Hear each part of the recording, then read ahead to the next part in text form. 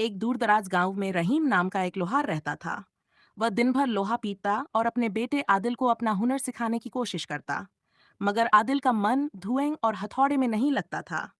वह हमेशा कहता, अब्बा, मैं कुछ बड़ा करना चाहता हूँ, ऐसा जो दुनिया याद रखे। जादूगर का आगमन एक दिन गांव में एक अजनबी आया। वह लंबा था, हाथ में चमकता हुआ डंडा सा, अजीब सा लिबास पहने था और उसकी आंखों में अजीब चमक थी। वह कोई आम इंसान नहीं, एक जादूगर था। उसने गांव वालों से कहा, मैं उन्हें जादू सिखा सकता हूँ जो साहसी हों। लेकिन याद रहे, अगर इस ज्ञान के साथ घमंड आया, तो विनाश निश्चित है। आदिल तुरंत तैयार हो गया। रहीम ने मना किया, लेकिन आदिल नहीं माना। जादूगर उसे पहाड़ों के पार एक गुफा में ले गया। वहां आदिल ने हफ्तों तक जादू, मंत्र और तमाम रहस्यमय चीजें सीखीं।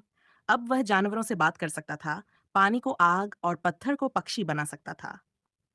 घमंड की शुरुआत जब आदिल गांव लौटा, तो वह किसी से ठीक से बात नहीं करता। वह अपने अब्बा को भी अनदेखा करता और कहता, मैं अब लोहार का बेटा नहीं, मैं एक जादूगर हूँ। वह लोगों पर अपनी ताकत दिखाता, कभी बारिश बरसाता, कभी आसमान में बिजली चमकाता। एक बार उसने गांव के एक बूढ़े को सिर्फ इसलिए बकरी बना दिया क्योंकि उसने जादू को फालतू कहा था।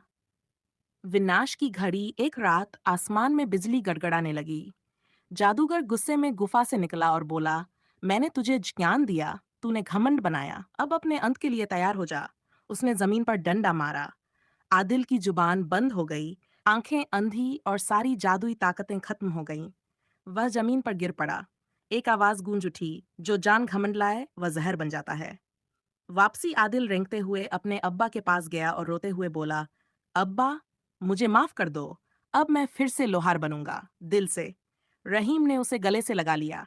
अब आदिल हर दिन लोहे पर हथौड़ा चलाता, पसीने में मेहनत ढूंढता और हर शाम बच्चों को यही कहानी सुनाता।